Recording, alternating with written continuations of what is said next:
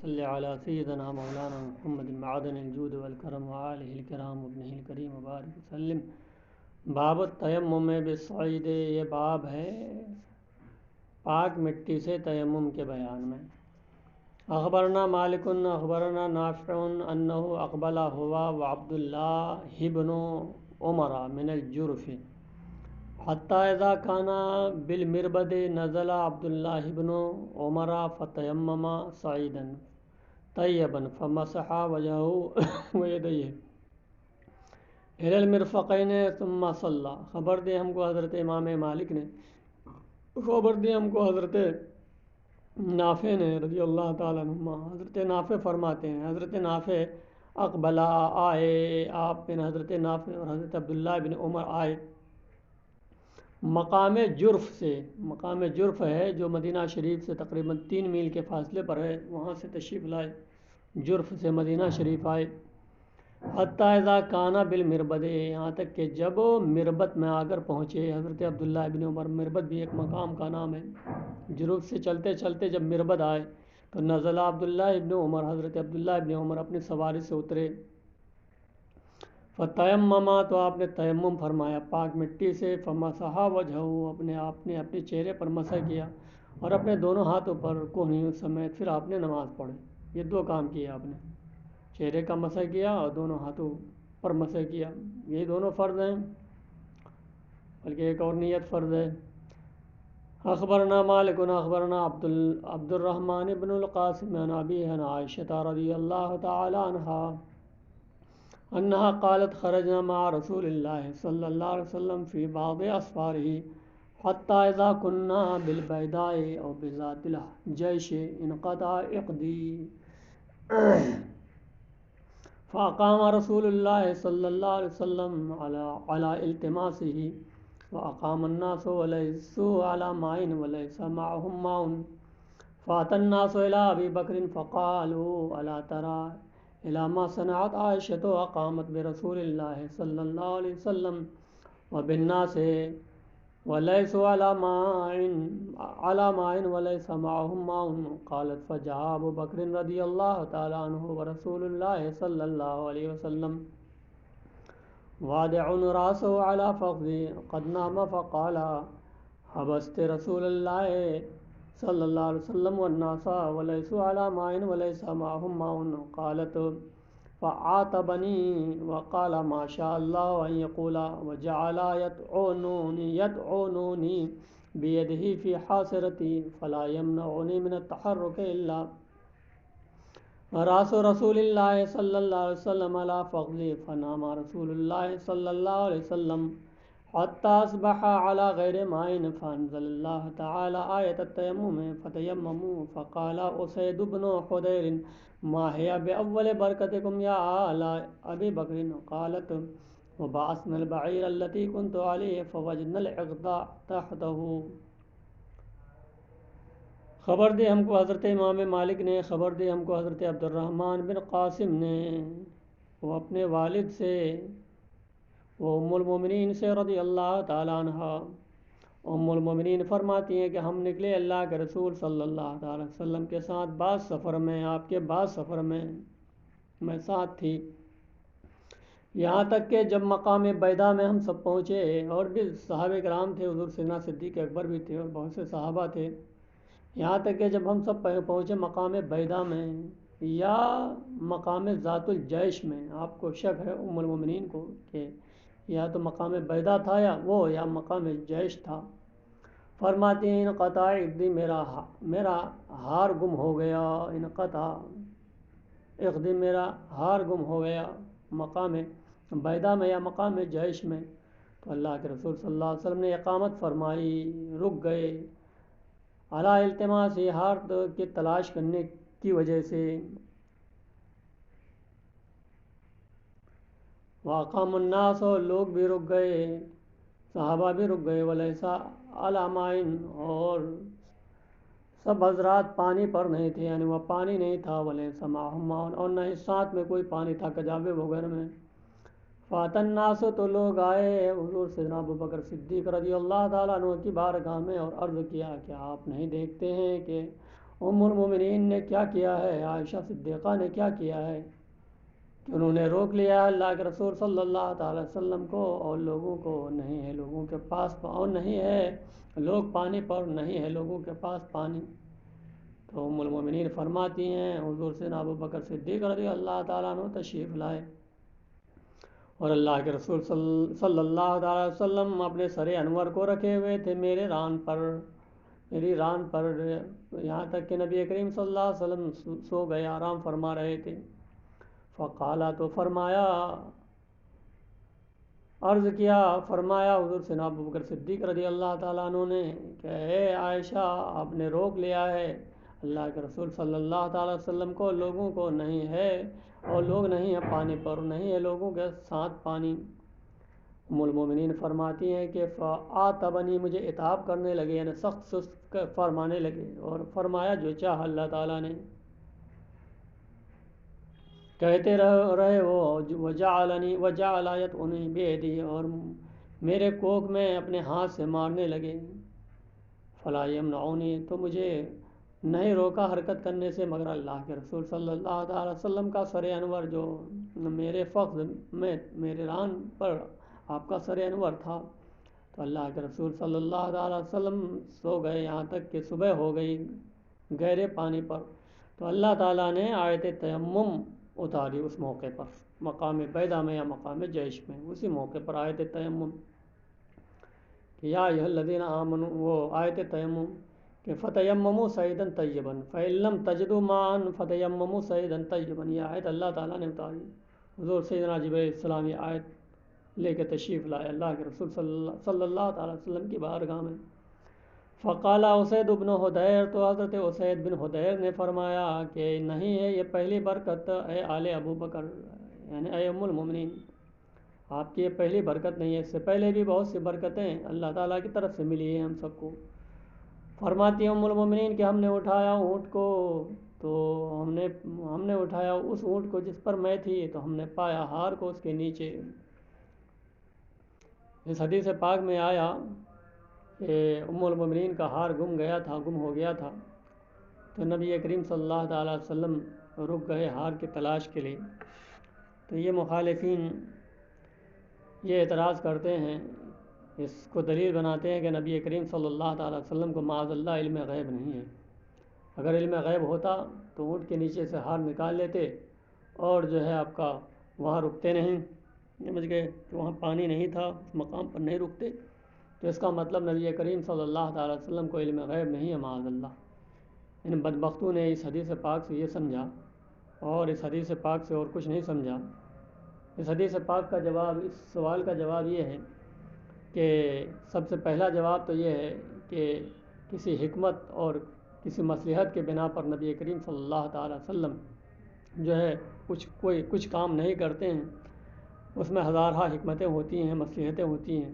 تو یہاں بھی مصلحت اور حکمت تھی کہ آیت اترنے والی تھی تیمم کے بارے میں، تیمم کے جواز کے بارے میں نبی کریم صلی اللہ تعالی وسلم کو معلوم تھا کہ آیت تیمم اترنے والی ہے، اگر بتا دیتے تو پھر آیت تیمم کیسے نازل ہوتی۔ اسی لیے نبی کریم صلی اللہ علیہ وسلم نے اس حکمت کے پیش نظر جو ہے نہیں فرمایا کہ ہار اونٹ کے نیچے ہے۔ دوسرا جواب یہ ہے کہ نبی کریم صلی اللہ تعالی وسلم یہ اولیاء اللہ اور بڑے بڑے اولیاء کاملین کا فرمان ہے، اور خاص کر عبری شریف میں جو حضور سیدنا عبدالعزیز دباغ رضی اللہ تعالیٰ عنہ کی کتاب ہے، اس میں فرماتے ہیں کہ نبی کریم صلی اللہ علیہ وسلم کو ایسا علم غیب ہے کہ ساتوں طبق زمین اور ساتوں طبق آسمان، ہر ایک کی تفصیل کہ کس آسمان میں کون سے فرشتے ہیں، کب پیدا کیے گئے ہیں، اور کب تک رہیں گے، کتنی تسبیحیں پڑھی، کتنی عبادتیں کی اور کتنی عبادت کریں گے، اور زمین میں ساتوں طبق زمین میں کہ کس زمین میں کون سی مخلوق ہے، کیا کر رہی ہے، کس غرض کے لیے پیدا کی گئی ہے، اور کب تک کے لیے ہے۔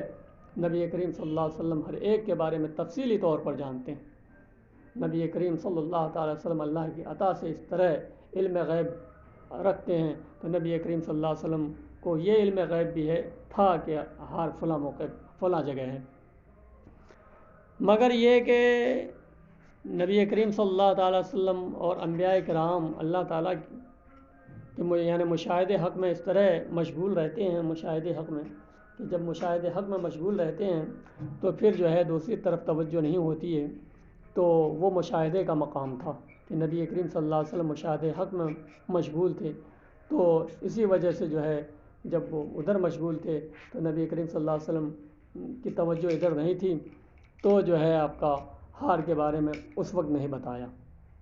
بہرحال نبی کریم صلی اللہ علیہ وسلم کو علم غیب ہے، اور ایسا علم غیب جیسا کہ بیان کیا گیا۔ فرمایا حضرت امام محمد نے کہ اس پر ہمارا عمل ہے، اور تیمم میں دو ضرب ہیں، ایک ضرب چہرے کے اور ایک ضرب دونوں ہاتھوں کے لیے سمیت، یہی فرمان حضور سینا امام اعظم ابو حنیفہ کا رضی اللہ تعالیٰ عنہ۔ باب الرجل یصیب من امراتی یباشرها وهي حائض، یہ باب ہے مرد کے بارے میں جو اپنی بیوی کے پاس آئے اور اس سے مباشرت کرے حال یہ کہ وہ حائضہ ہو۔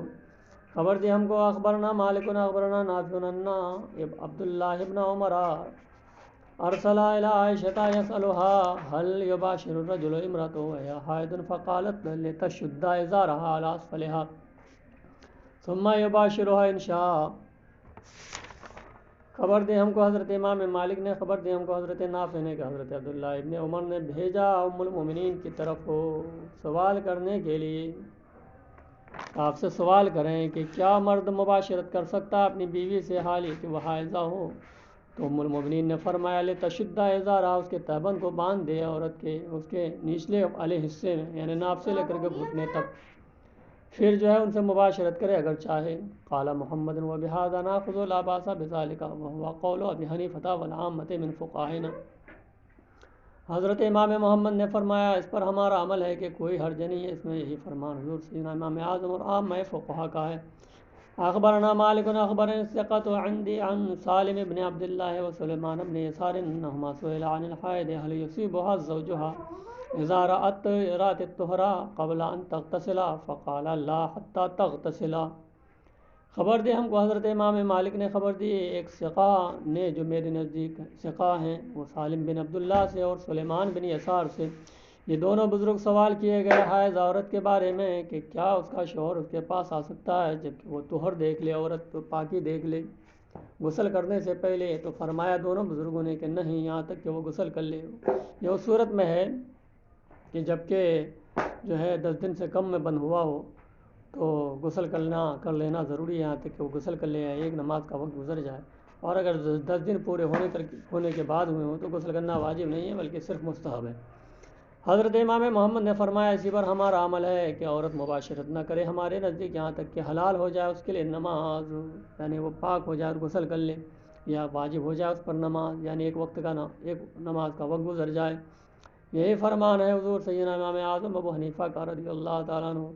اخبرنا مالک اخبرنا زید بن اسلم ان رجلا سأل النبي صلی اللہ علیہ وسلم ما يحل لي من امرأتي وهي حائض قال تشد عليها ازارها ثم شانك بعلاها۔ خبر دے ہم کو حضرت امام مالک نے خبر دے ہم کو حضرت زید بن سالم نے کہ ایک مرد نے سوال کیا نبی کریم صلی اللہ تعالی وسلم سے کہ کیا حلال ہے میرے لیے میری بیوی حال یہ کہ وہ حیض میں ہو؟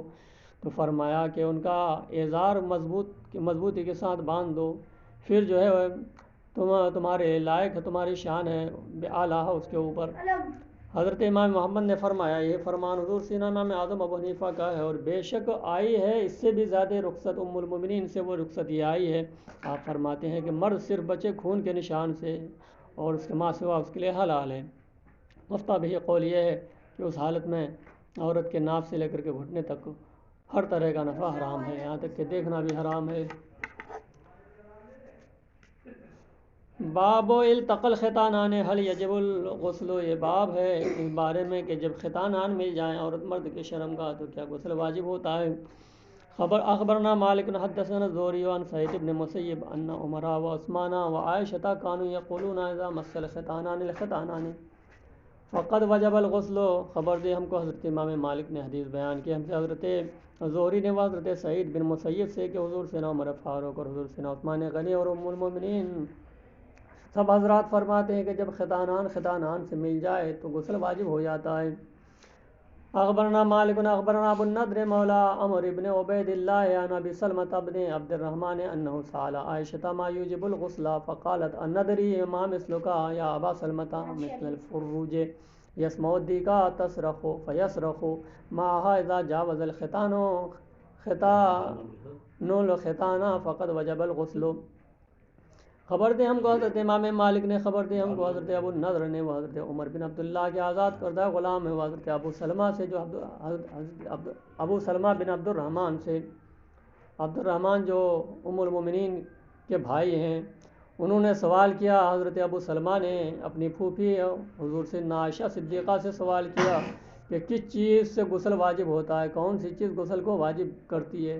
حضرت ابو سلمہ جو ام المومنین کے بھتیجا ہیں، چھوٹے تھے، انہوں نے یہ مسئلہ معلوم کیا اپنے پھوپھی سے کہ کیا چیز غسل کو واجب کرتی ہے، تو فقالت، تو ام المومنین نے فرمایا اپنے بھتیجے سے کہ ان ادری ما مثلک، میں جانتا ہوں کہ تمہاری مثال ایسی ہے ابو سلمہ، اے میرے بھتیجے، تمہاری مثال مرغی کے بچوں کی طرح ہے، جیسے مرغی کے بچے ہیں ویسی تم ہو، تمہاری مثال مرغی کے بچے کی طرح ہے کہ جب مرغی کو وہ سنتا ہے چیختے ہوئے تو وہ بھی چیخنے لگتا ہے، جیسے مرغی چیختی ہے تو بچے بھی چیخنے لگتے ہیں، ویسی تمہاری مثال ہے۔ یہ مسئلہ تو بڑوں کے لیے ہے، تمہارے لیے کیا اس مسئلے کی ضرورت نہیں ہے، تمہیں پوچھنے کی کیا ضرورت تھی، تو تم بڑوں کو دیکھا تم نے اس طرح کا مسئلہ پوچھتے ہوئے تو تم نے بھی پوچھ لیا۔ اور بہرحال پھر آپ آگے فرماتی ہیں کہ جب ختانان سے مل جائے تو غسل واجب ہوتا ہے۔ اخبرنا مالک اخبرنا یحیی بن سعید عن عبد الله بن كعب مولى عثمان بن عفان ان محمود بن لبید سأل زید بن ثابت عن الرجل يصيب اهله ثم يغسل، فقال زید بن ثابت يغتسل، فقال له محمود بن لبید فإن أبي بن كعب لا يرى الغسل، فقال زید بن ثابت نرعى قبل ان يموت۔ خبر دے ہم کو حضرت امام مالک نے خبر دے ہم کو حضرت یحییٰ بن سعید نے حضرت عبداللہ بن کعب سے، جو حضرت عثمان بن عفان کے آزاد کردہ غلام ہیں، کہ حضرت محمود بن لبید نے سوال کیا حضرت زید بن ثابت سے، حضرت محمود بن لبید نے سوال کیا زید بن ثابت سے اس مرد کے بارے میں کہ جو اپنی بیوی کے پاس آئے پھر جو ہے اکسال کرے، اکسال اس کو کہتے ہیں جسے قسل کہتے ہیں، کہ انزال سے پہلے اپنا عضو باہر نکال لے۔ فقالا، پس فرمایا حضرت زید بن ثابت نے کہ وہ غسل کرے، تو فقالا، غسل واجب ہے، فقالا، تو ان سے کہا محمود بن لبید نے کہ بے شک حضرت ابی بن کعب فرماتے ہیں کہ غسل واجب نہیں ہے، تو حضرت زید بن ثابت فرماتے ہیں کہ حضرت ابی بن کعب نے رجوع فرما لیا اپنی موت سے پہلے اپنے اس مسئلے سے کہ ادھر کے غسل واجب ہے۔ حضرت امام محمد فرماتے ہیں ان سب پر ہمارا عمل ہے کہ ختانان جب مل جائیں اور حشفہ داخل ہو جائے، چھپ جائے، تو غسل واجب ہے، انزال ہو یا نہ ہو، یہی فرمان حضور سیدنا امام اعظم ابو حنیفہ رضی اللہ تعالیٰ عنہ۔ اللہم صلی علی سیدنا مولانا محمد معدن الجود والکرم وآلہ الکرام وابنہ الکریم وبارک وسلم۔ باب الرجل ینام هل ينقض ذلك وضوءه۔ اخبرنا مالک اخبرنا زید بن اسلم قال اذا نام احدکم وهو مضطجع فلیتوضا۔ یہ باب ہے سوتے ہوئے مرد کے بیان میں کہ کیا یہ سونا اس کے وضو کو توڑ دے گا۔ خبر دی ہم کو حضرت امام مالک نے خبر دی ہم کو حضرت زید بن اسلم نے، انہوں نے فرمایا کہ جب تم میں سے کوئی سو جائے حال یہ کہ وہ چت ہو تو چاہیے کہ وہ وضو بنا لے، چت ہو اور اس طرح غفلت کی نیند آ جائے کہ اسے خبر نہ ہو تو اس سے وضو ٹوٹ جائے گا۔ یہ پوری تفصیل۔ اخبرنا مالک اخبرنی نافع عن ابن عمر انه ينام وهو قاعد فلا يتوضا۔ خبر دی ہم کو حضرت امام مالک نے خبر دی ہم کو حضرت نافع نے حضرت عبداللہ ابن عمر سے، حضرت عبداللہ ابن عمر سو جاتے تھے حال یہ کہ آپ بیٹھے ہوتے تھے، فلا يتوضا، تو آپ وضو نہیں بناتے تھے، بیٹھے بیٹھے نیند آ جاتی تھی آپ کو مسجد میں تو جو ہے آپ وضو نہیں بناتے تھے، کیونکہ غفلت کی نیند نہیں ہوتی ہے۔ خلاصہ یہ کہ غفلت کی نیند ہو، خواہ وہ کسی طریقے سے ہو، غفلت کی نیند ہو جائے تو وضو ٹوٹ جائے گا، غفلت کی نیند نہ ہو تو وضو نہیں ٹوٹے گا۔ غفلت کی نیند کا مطلب یہ ہوتا ہے کہ اگر اس کے آس پاس کوئی بات کر رہا ہو یا کوئی کام کر رہا ہو تو اسے کچھ پتہ نہ ہو، تو ایسی غفلت کی نیند کہلاتی ہے۔ اور اگر اسے پتہ ہو، سو بھی رہا ہے اور اس کے پاس جو بات ہو رہی ہے، لوگ بات کر رہے ہیں، اس کو سن بھی رہا ہے، یا کوئی کام ہو رہا ہے اسے سن رہا ہے، تو ایسی نیند غفلت کی نیند نہیں ہے۔ تو اگر غفلت کی نیند ہو تو وضو ٹوٹ جائے گا، اور غفلت کی نیند نہ ہو تو وضو نہیں ٹوٹے گا۔ قال محمد وبقول ابن عمر فی الوجہین۔ حضرت امام محمد نے فرمایا کہ حضرت عبداللہ ابن عمر کے قول پر دونوں صورتوں میں ہم عمل کرتے ہیں۔ یہ تو ایک ہی صورت آئی، ایک ہی حدیث آئی، دوسری صورت یہاں تو ہے نہیں، لہذا قابل غور ہے۔ یہی فرمان حضور سینا امام اعظم ابو حنیفہ کا رضی اللہ تعالیٰ عنہ۔ باب المرد ترافی منامہ ما یری الرجل، یہ باب ہے عورت کے بارے میں کہ عورت دیکھے خواب میں، وہ عورت دیکھتی ہے خواب میں جو مرد دیکھتا ہے، یعنی احتلام عورت کو بھی ہوتا ہے جیسے مرد کو ہوتا ہے۔ اخبرنا مالک اخبرنا ابن شہاب عن عروة بن الزبیر ان ام سلیم قالت لرسول اللہ صلی اللہ علیہ وسلم یا رسول اللہ صلی اللہ علیہ وسلم المرأة ترى في المنام مثل ما يرى الرجل أتغتسل؟ فقال رسول الله صلى الله عليه وسلم نعم فلتغتسل. فقالت لها عائشة أف لك وهل ترى ذلك المرأة؟ قال فالتفت إليها رسول الله صلى الله عليه وسلم فقال تربت يمينك ومن أين الشبه؟ خبر دی ہم کو حضرت امام مالک نے خبر دی ہم کو حضرت ابن شہاب نے حضرت عروہ بن زبیر سے کہ حضرت ام سلیم نے عرض کیا اللہ کے رسول صلی اللہ تعالیٰ وسلم سے کہ اللہ کے رسول صلی اللہ تعالیٰ وسلم عورت خواب میں کیا وہ بات دیکھتی، وہ چیز دیکھتی ہے جو مرد خواب میں دیکھتا ہے؟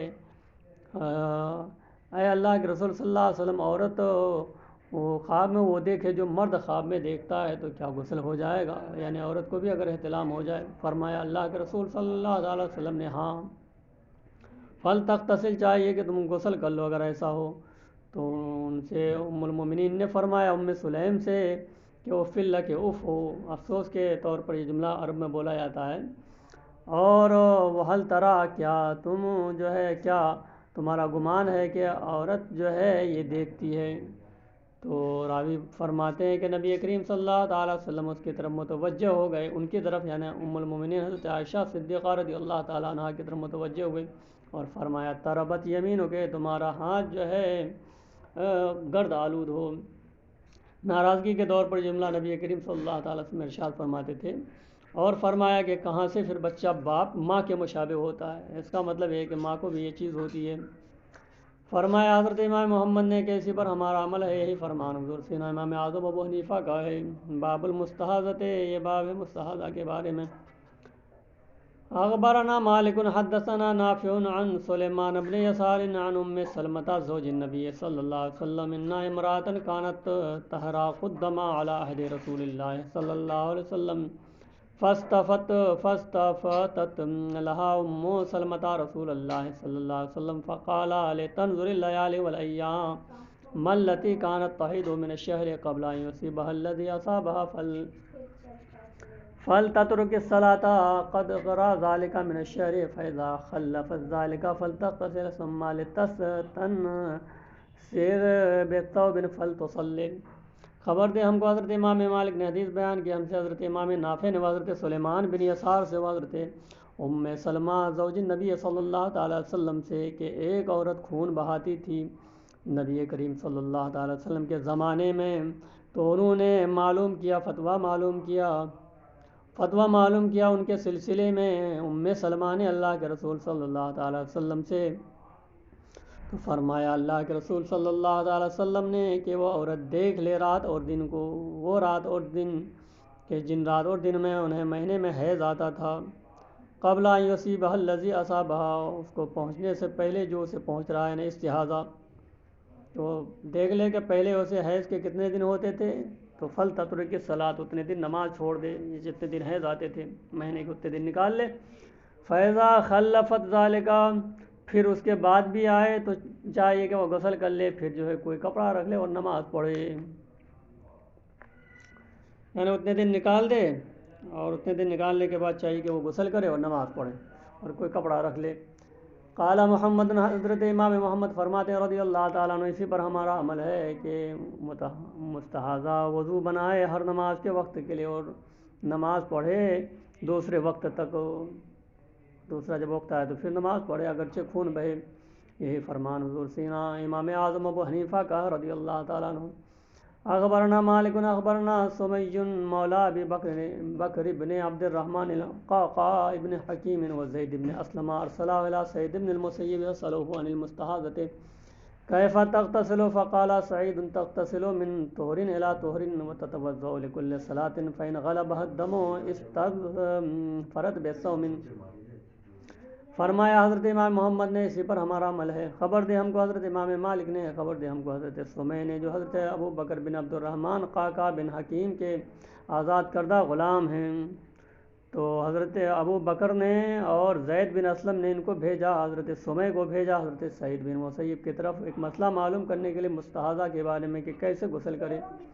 تو فرمایا حضرت سعید نے رضی اللہ تعالیٰ عنہ غسل کرے گی وہ ہر طہر میں، طہر سے طہر تک یعنی ہر طہر میں، اور وضو بنائے گی جو ہے ہر نماز کے لیے یعنی طہر کے ایام میں، پس اگر غالب ہوں خون تو جو ہے کوئی کپڑا رکھ لے۔ فرمایا حضرت امام محمد نے کہ غسل کرے گی وہ جب اس کے حیض کا ایام گزر جائیں، پھر وہ وضو بنائے ہر نماز کے لیے اور نماز پڑھے یہاں تک کہ حیض کے ایام آ جائیں تو نماز چھوڑ دے وہ، پس جب گزر جائیں وہ جو ہے حیض کے ایام تو وہ غسل کر لیں، ایک ہی غسل کافی ہے۔ حیض کے ایام گزرنے کے بعد پھر وضو بنائے ہر نماز کے وقت کے لیے اور نماز پڑھے یہاں تک کہ داخل ہو دوسرا وقت، جب تک وہ خون دیکھے دوسرا وقت آ جائے تو دوسرا وضو بنا لے۔ یہی فرمان حضور سیدنا امام اعظم ابو حنیفہ کا اور عامہ فقہا کا ہے۔ خبر دی ہم کو حضرت امام مالک نے، خبر دی ہم کو حضرت ہشام بن عروہ نے اپنے والد سے، انہوں نے فرمایا کہ نہیں ہے مستحاضہ پر غسل مگر ایک ہی غسل، پھر وضو بنائے اس کے بعد نماز کے لیے۔ یہ چلے گئے کیا یہ والے؟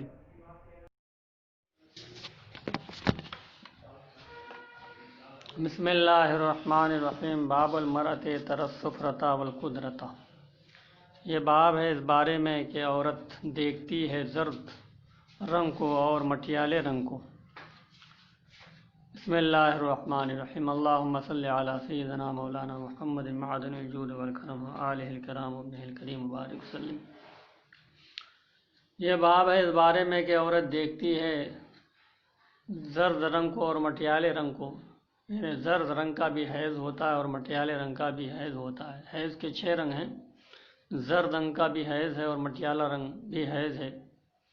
اخبرنا مالک اخبرنا علقمۃ بن ابی علقمۃ عن امہ مولاۃ عائشہ رضی اللہ تعالی عنہا زوج النبی صلی اللہ علیہ وسلم انہا قالت کان النساء یبعثن الی عائشہ بالدرجۃ فیہا القرصف فیہ الصفرۃ من الحیض فتقول لا تعجلن حتی ترین القصۃ البیضاء ترید بذلک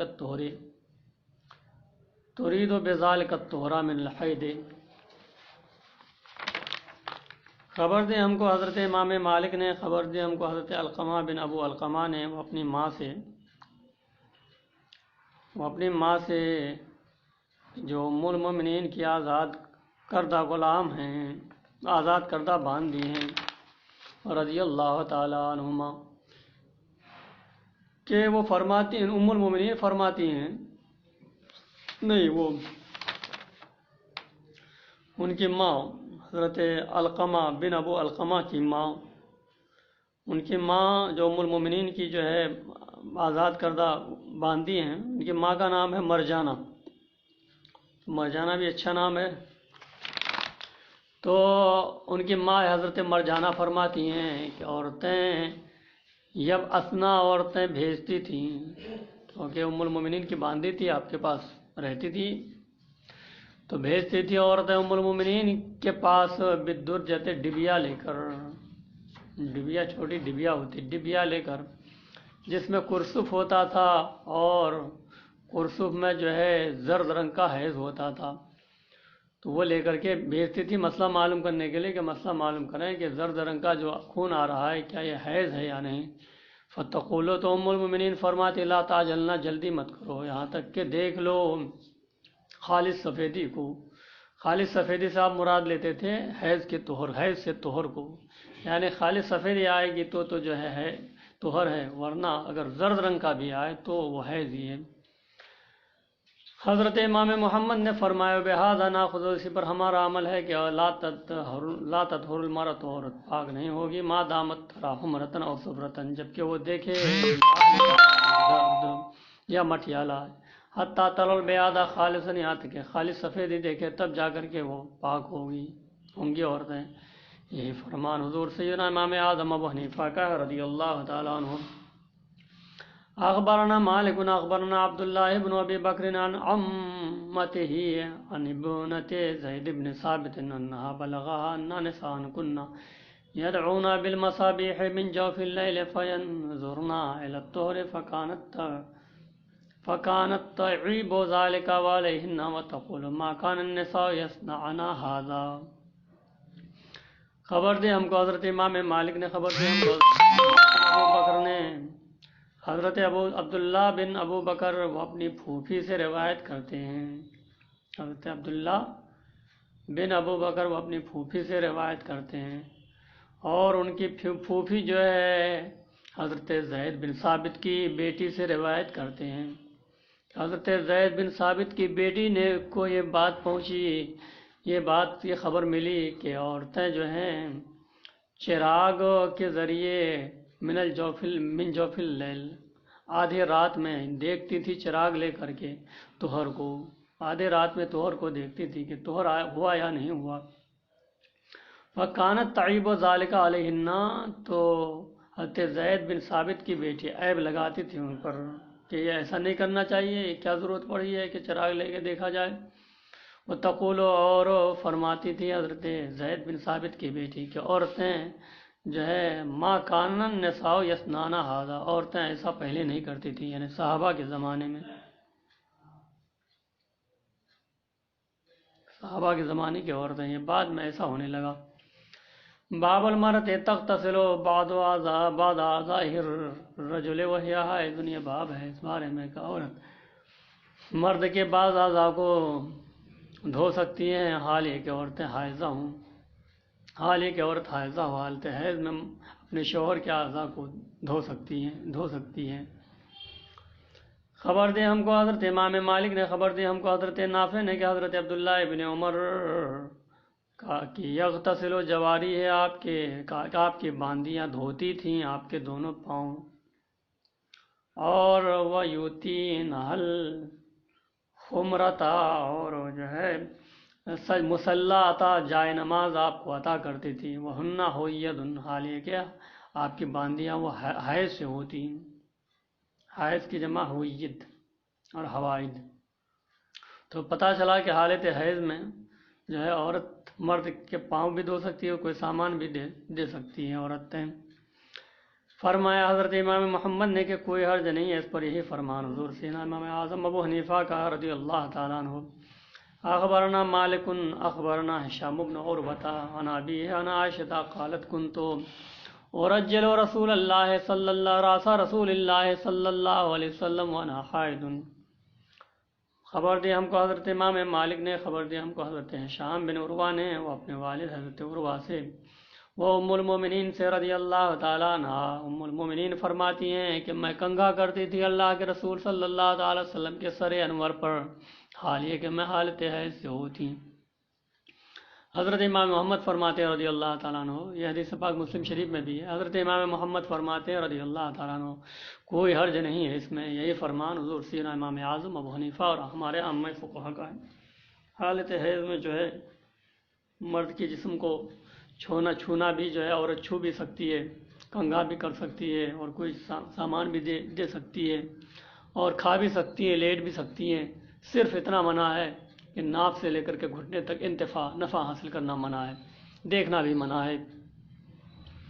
باب الرجل یغتسل ویتوضأ بسور المرأة، یہ باب ہے اس بارے میں کہ مرد غسل کر سکتا ہے یا وضو بنا سکتا ہے عورت کے بچے ہوئے پانی سے، جھوٹے سے یعنی بچے ہوئے پانی سے. خبر دے ہم کو اخبرنا مالک حدثنا نافع عن ابن عمر انه قال لا باس بان يغتسل الرجل بفضل وضوء المرأة ما لم تكن جنبا او حائضا. خبر دے ہم کو حضرت امام مالک نے حدیث بیان کی ہم سے حضرت نافع نے و حضرت عبداللہ ابن عمر سے. حضرت عبداللہ ابن عمر نے فرمایا رضی اللہ تعالیٰ عنہ کوئی حرج نہیں ہے کہ مرد غسل کرے عورت کے وضو کے بچے ہوئے پانی سے. عورت نے وضو بنایا، پانی بچ گیا تو مرد اپنے غسل کے پانی میں اسے استعمال کر سکتا ہے. ما لم تکن جنوبا حائضا او حائضا، جبکہ نہ ہو جو ہے جنوبی یا حائض، یعنی عورت جب جنوبی نہ ہو یا حائضہ نہ ہو تب۔ یہ تو فرمایا کہ اگر عورت جنوبی ہے یا حائضہ ہے تو اگر وضو بنایا ایسی عورت نے تو اس کا مطلب یہ ہے کہ مرد اس پانی کو استعمال نہیں کر سکتا ہے، مگر مفتیٰ بھی قول یہ ہے جو آ رہا ہے۔ قال محمد، حضرت امام محمد نے فرمایا رضی اللہ تعالیٰ عنہ، کوئی حرج نہیں ہے عورت کے وضو کے بچے ہوئے پانی سے اور عورت کے غسل کے بچے ہوئے پانی سے اور اس کے جھوٹے پانی سے۔ عورت نے پانی، حائضہ عورت نے پانی پی لیا یا ایسی عورت نے پانی پی لیا، اگرچہ عورت جنوبی ہو یا حائضہ ہو، تو پھر بھی اس کے وضو کے بچے ہوئے پانی سے، غسل کے بچے ہوئے پانی سے، اس کے جھوٹے پانی سے مرد وضو اور غسل کر سکتا ہے۔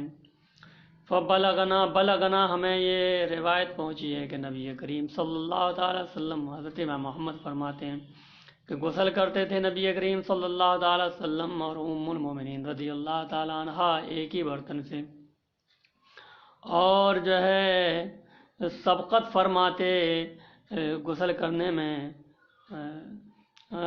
نبی کریم صلی اللہ علیہ وسلم اور ام المومنین دونوں میں سے ہر ایک سبقت فرماتے تھے کہ فہوا فضل غسل المرأۃ الجنوب، اور وہ ہوتا جو ہے جنوبی عورت کے غسل کا بچا ہوا، یعنی ام المومنین حالت جنابت میں ہوتی ہیں۔ وہ قول ابی حنیفہ، یہ فرمان حضور سے امام اعظم ابو حنیفہ رضی اللہ تعالی عنہ کا ہے۔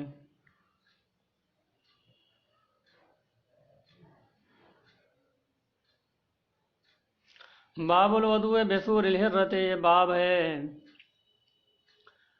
سور حرہ سے وضو کے بارے میں، یعنی بلی کے جوٹے سے وضو کرنے کے بارے میں۔ اخبرنا مالک اخبرنا اسحاق بن عبد اللہ بن ابی طلحہ ان امرتہ حمیدۃ ابنۃ عبید بن رفعۃ اخبرته ان خالتها کبشۃ ابنۃ کعب بن مالک وکانت تحت ابن ابی قتادۃ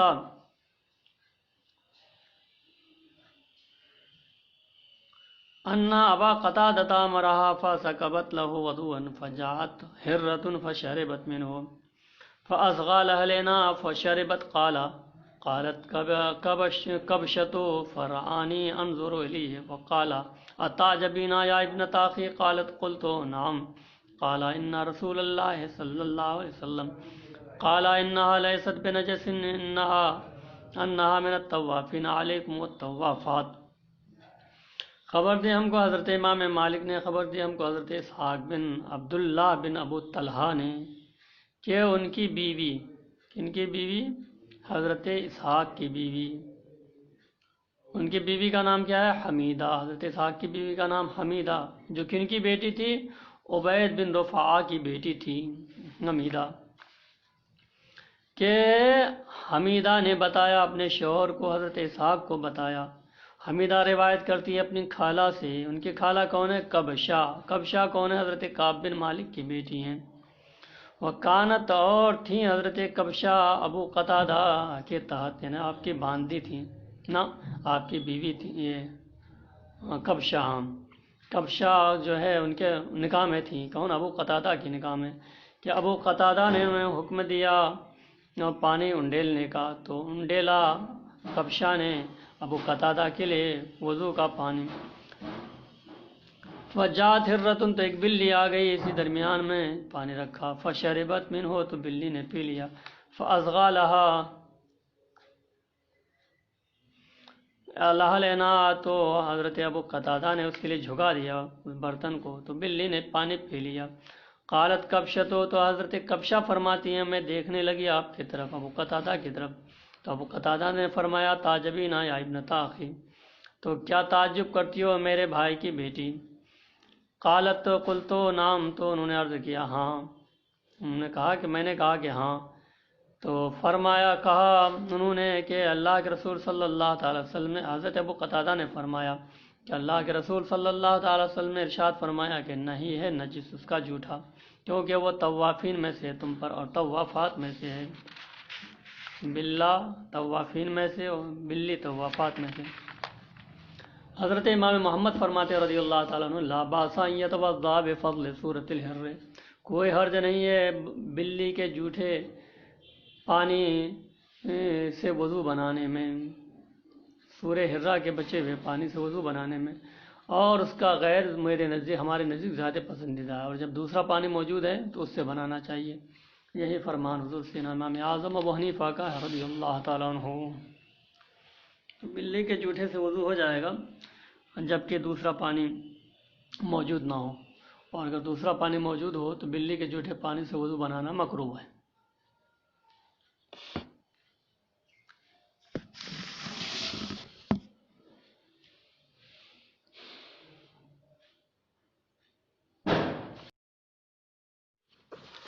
بسم اللہ الرحمن الرحیم، اللہم صلی علی سیدنا و مولانا محمد معدن الجود والکرم وآلہ الکرام ابنہ الکریم مبارک وسلم۔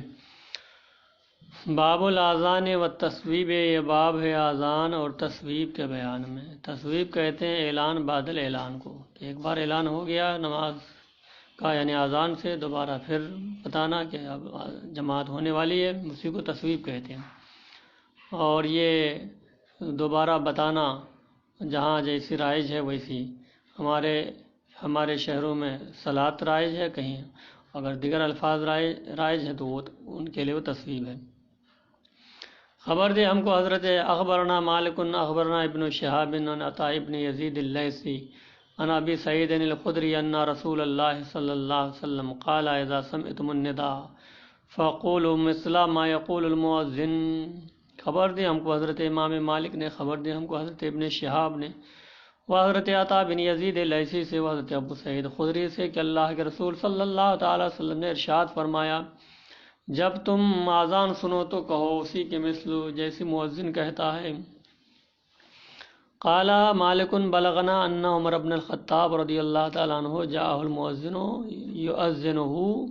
یؤذنه لصلاة الصبح فوجده نائما فقال المؤذن الصلاة خیر من النوم فامره عمر ان يجعلها في نداء الصبح۔ فرمایا حضرت امام مالک نے کہ ہمیں حدیث پہنچی ہے کہ حضور سے عمر بن خطاب رضی اللہ تعالیٰ عنہ کے پاس مؤذن آیا، آپ کو بتانے کے لیے، اذان بتانے کے لیے، آپ کو صبح کی نماز کے لیے کہ اذان ہو گئی ہے۔ آپ کے کاشن مبارک میں آئے مؤذن، آپ کو بتانے کے لیے اذان ہو چکی ہے، تو آپ کو پایا نائم۔ تو مؤذن نے کہا الصلاۃ خیر من النوم، تو حضرت عمر فاروق رضی اللہ تعالیٰ نے حکم دیا کہ اس کلمے کو کر دو صبح کی اذان میں۔ تب سے صبح کی اذان میں الصلاۃ من النوم جاری ہو گیا۔ اخبرنا مالک اخبرنا نافع عن ابن عمر انه كان يكبر في النداء ثلاثا ويتشهد ثلاثا وكان احيانا اذا قال حي على الفلاح قال على اسرها حي على الخير۔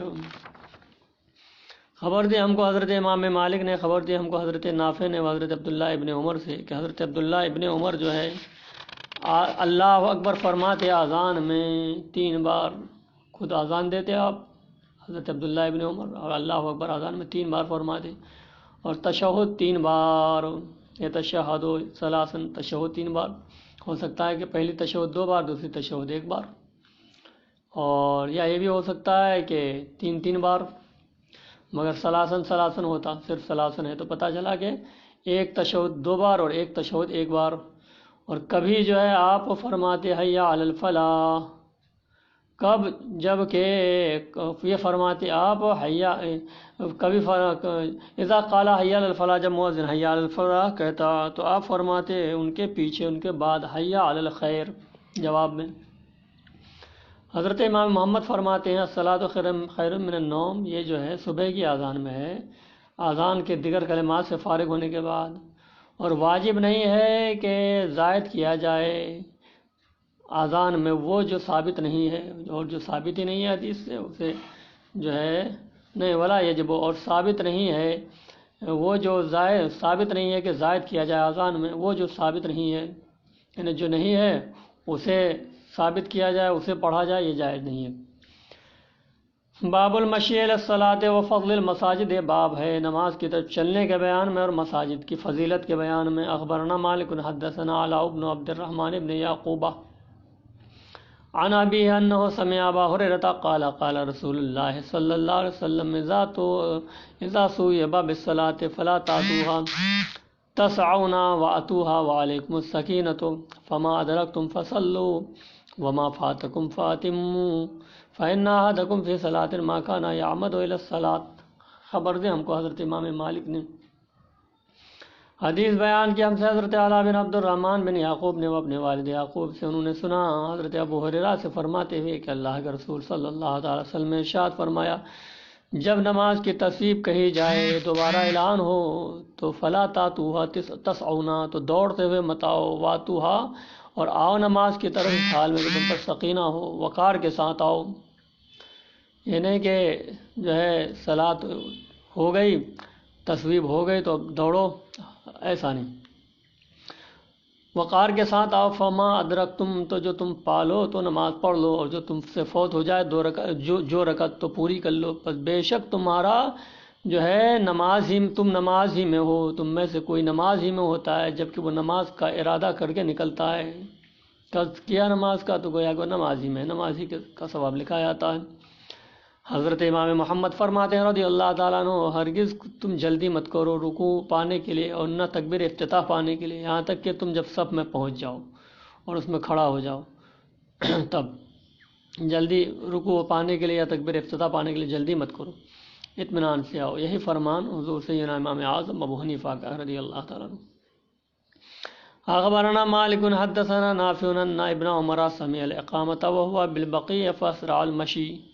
خبر دی ہم کو حضرت امام مالک نے حدیث بیان کی ہم سے حضرت نافع نے کہ حضرت عبداللہ ابن عمر نے اذان سنی ہے حال یہ کہ آپ جنت البقیع میں تھے، تو آپ فاسرع المشی تو آپ تیز قدم چلنے لگے۔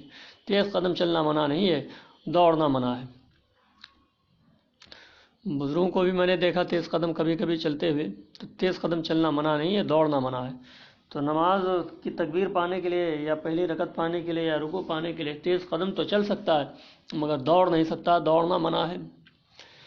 حضرت امام محمد فرماتے ہیں اس میں کوئی حرج نہیں ہے، یعنی تیز قدم چلنے میں، جب تک کہ اپنے آپ کو تکلیف نہ ہو، یجہد نفسہ، سمجھ گئے، جہد میں ڈال دے اپنے آپ کو، یعنی جب کہ اپنے آپ کو تکلیف نہ ہو، سمجھ گئے، اتنا تیز کہ جو ہے تکلیف ہونے لگے، دل دھڑکنے لگے، ایسا جائز نہیں ہے۔ اخبرنا مالک اخبرنا سمی انہ سمع ابا بکر یعنی ابن عبد الرحمن یقول من غدا وراح الى المسجد لا يريد غيره ليتعلم خيرا او يعلمه ثم رجع الى بيته الذي خرج منه كان كالمجاهد في سبيل الله رجع غانما۔ خبر دے ہم کو حضرت امام مالک نے خبر دے ہم کو حضرت سمی نے، جو حضور سیدنا ابو بکر صدیق رضی اللہ تعالیٰ عنہ کے آزاد کردہ غلام ہیں، انہوں نے سنا حضور سیدنا ابو بکر صدیق رضی اللہ تعالیٰ عنہ سے، سنا ابو بکر سے، نہ یہ حضرت ابو بکر صدیق نہیں ہے، یہ دوسرے ہیں۔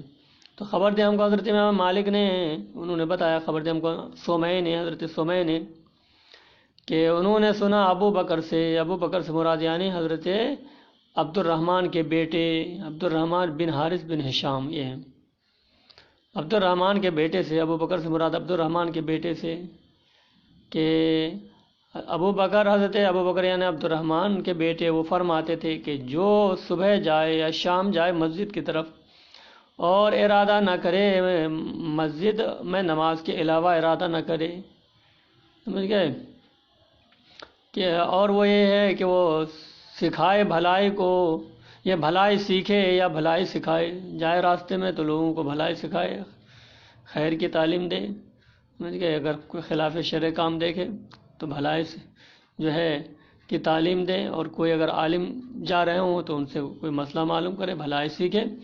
تو جو بھلائی سیکھے یا بھلائی سکھائے پھر لوٹے اپنے گھر کی طرف، جس سے وہ نکلا تھا، تو گھر سے نکلنے سے گھر سے واپسی تک گویا کہ وہ مجاہد فی سبیل اللہ کی طرح ہے، لوٹا غنیمت پا کر۔ باب الرجل یصلی وقد اخذ المؤذن فی الاقامت، یہ باب ہے مرد کے بارے میں جو نماز پڑھ رہا ہو اور حال یہ کہ مؤذن نے اقامت شروع کر دی، مؤذن نے اقامت شروع کر دی اور یہ نماز جو ہے پڑھ رہا ہے، اس بارے میں حدیث۔ اخبرنا مالک اخبرنا شریک بن عبد اللہ بن ابی نمیر ان ابا سلمۃ بن ابن عبد الرحمن بن عوف قال سمع قوم الاقامة فقاموا يصلون فخرج عليهم النبي صلى الله عليه وسلم فقال الصلاتان معا. خبر دی ہم کو، یعنی وہ باب اس بارے میں ہے کہ کوئی نماز پڑھنے لگے اس وقت جب کہ مؤذن نے اقامت شروع کر دی، تو اس وقت جو ہے کوئی مرد نماز شروع کر دے اپنی، سمجھ گئے، جبکہ اقامت ہو چکی ہے. اس بارے میں خبر دی ہم کو حضرت امام مالک نے، خبر دی ہم کو حضرت شریک بن عبداللہ بن ابو نمیر نے کہ حضرت ابو سلمہ بن عبد الرحمن بن عوف نے فرمایا کہ قوم نے، یعنی کچھ لوگوں نے مسجد نبوی میں کچھ لوگوں نے جو ہے اقامت سنی تو فقاموا، تو اقامت سن کے کھڑے ہو گئے نماز پڑھنے کے لیے، اپنی اپنی نماز پڑھنے کے لیے اقامت سن کر کے. جماعت میں شامل ہونا چاہیے مگر کھڑے ہو گئے اپنی نماز پڑھنے کے لیے. تو نبی کریم صلی اللہ تعالی وسلم ان کی طرف نکلے اور فرمایا الصلاتان معا، کیا دو نمازیں ساتھ ہوتی ہیں؟ ایک نماز تو ادھر ہو رہی ہے، ایک نماز تم لوگ پڑھنے جا رہے ہو. قال محمد، حضرت امام محمد فرماتے ہیں یکرہ، مکروہ ہے، اذا اقیمت الصلاۃ، جب اقامت کہہ دی جائے، مکروہ ہے مرد کا نماز پڑھنا، نفل نماز شروع کر دے وہ، سمجھ گئے، فجر کی 2 رکعت کے علاوہ خاص کر. ہاں اگر فجر کی تکبیر ہو چکی ہے اور جو ہے ابھی فجر کی سنت نہیں پڑھی ہے تو یہ پڑھ سکتا ہے، جبکہ اسے امید ہو کہ ہم سلام سے پہلے پہلے شریک ہو جائیں گے. تو اس میں کوئی حرج نہیں ہے کہ ان دونوں رکعت کو پڑھ لے مرد، اور اگرچہ مؤذن نے اقامت شروع کر دی ہو، ایسی ہی مناسب ہے. اور یہی فرمان حضور سیدنا امام اعظم ابو حنیفہ کا ہے رضی اللہ تعالیٰ عنہ.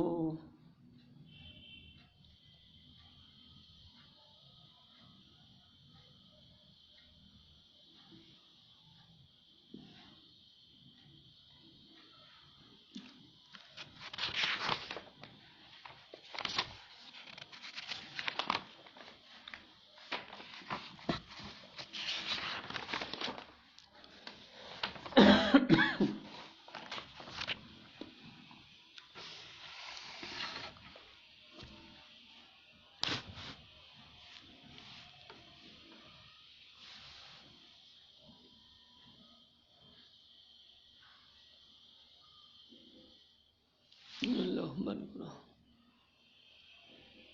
12 منٹ.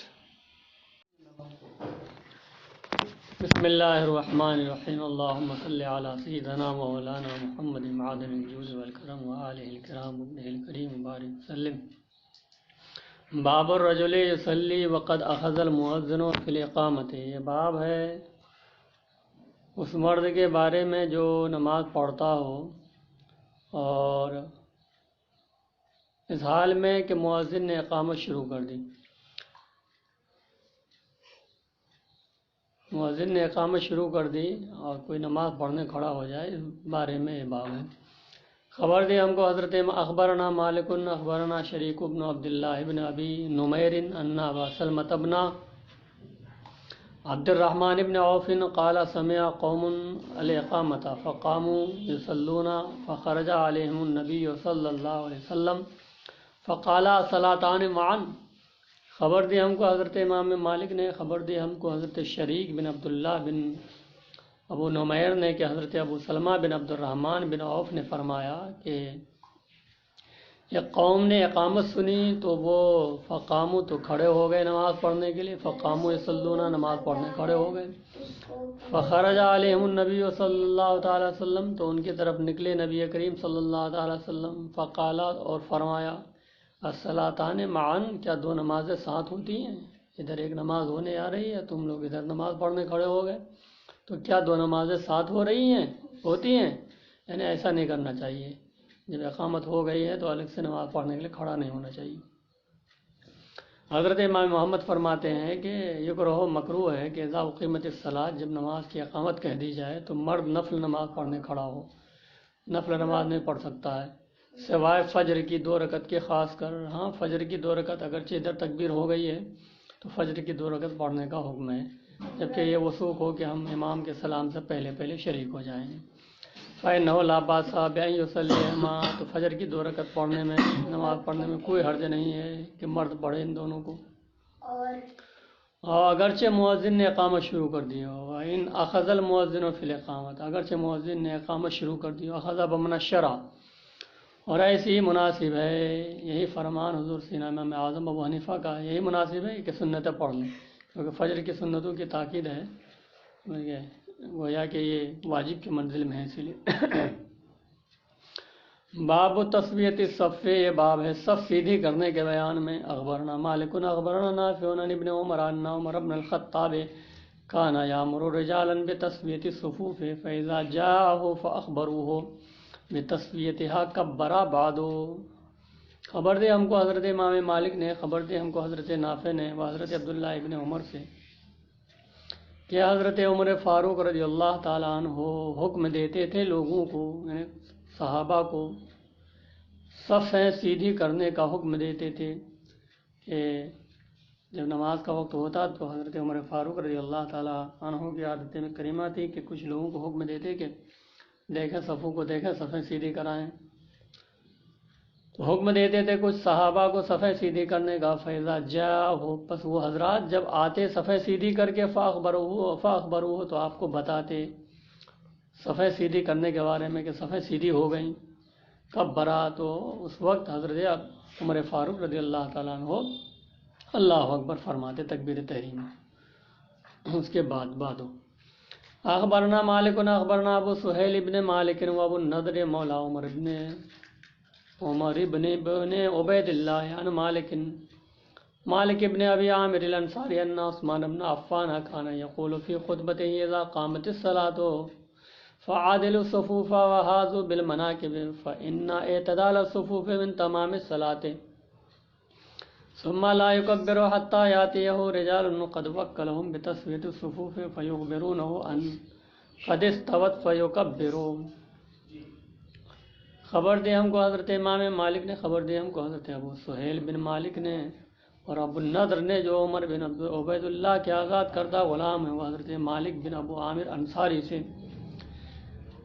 وہ فرماتے ہیں کہ حضور سیدنا عثمان بن عفان رضی اللہ تعالیٰ عنہ فرماتے تھے اپنے خطبے میں، آپ کی جب خلافت تھی حضرت عثمان بن عفان رضی اللہ تعالیٰ عنہ کی، عثمان غنی کی، تو جو خلیفہ ہوتے وہی نماز پڑھاتے، تو جمعہ کی نماز تھی، خطبے میں آپ فرماتے اذا قامت الصلاۃ، جب جو ہے اذا قامت الصلاۃ، جب نماز کھڑی ہونے لگے یعنی اقامت ہو جائے، فعادلوا الصفوف، تو صفیں سیدھی کر لو۔ فرمایا اذا قامت الصلاۃ، جب نماز کھڑی ہو جائے، مطلب یہ کہ سب لوگ کھڑے ہو جائیں تو اس وقت صفیں سیدھی کر لو، وحاذوا بالمناکب، اور مونڈھے سے مونڈھا ملا لو، اور فرمایا فإن اعتدال الصفوف من تمام الصلاۃ، صفوں کا سیدھا ہونا یہ نماز کے اکمال میں سے ہے، یعنی نماز کامل ہوتی ہے صفیں سیدھی کرنے سے، اور صف اگر ٹیڑھی ہو تو نماز کامل نہیں ہوتی ہے، ناقص رہتی ہے۔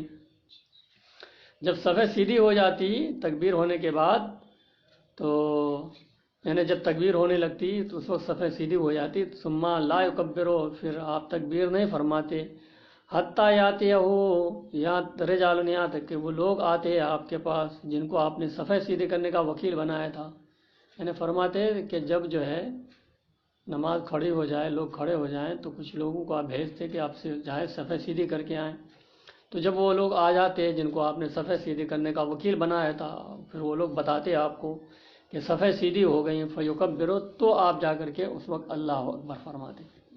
تو حضرت عثمان غنی رضی اللہ تعالیٰ عنہ کی حدیث میں آیا کہ صفیں اس وقت سیدھی ہوتی جب لوگ کھڑے ہو جاتے، سمجھ گئے، لوگ کھڑے ہو جاتے، یعنی جب نماز کی تکبیر ہوتی، سمجھ گئے، جب نماز کی تکبیر ہو، اذا قامت الصلاۃ، جب نماز کی تکبیر ہو تو فرماتے کہ اس وقت صفیں سیدھی کرو۔